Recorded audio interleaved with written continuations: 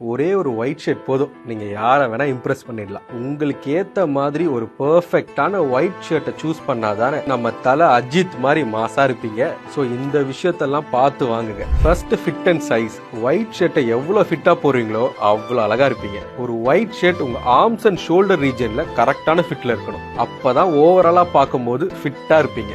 Second, fabric. White shirts நிறைய ஃபேப்ரிக்ல கிடைக்கும், ஆனா இந்த 3 ஃபேப்ரிக்ஸ் நீங்க கண்டிப்பா வச்சிருக்கணும். Cotton, Lenin and satin. Cotton fabrics நல்ல டியூரபிளா சாஃப்டா இருக்கும். இது நீங்க டெய்லி ஆபீஸ் வேராவே யூஸ் பண்ணலாம். லெனின் ஃபேப்ரிக்ஸ்ல இருக்க ஒயிட் ஷர்ட்ஸ் ரொம்ப லைட் வெயிட்டா இருக்கும். டேட் போறீங்கன்னா கண்டிப்பா யூஸ் பண்ணுங்க. சாட்டின் ஃபேப்ரிக், இது நல்லா ஷைனிங்கா ரிச் லுக் கொடுக்கும். ஃபங்க்ஷன் ஆர் பார்ட்டிக்கு போனீங்கன்னா அந்த கூட்டத்திலயும் நீங்க தான் தனியா தெரிவிங்க. Third, collar.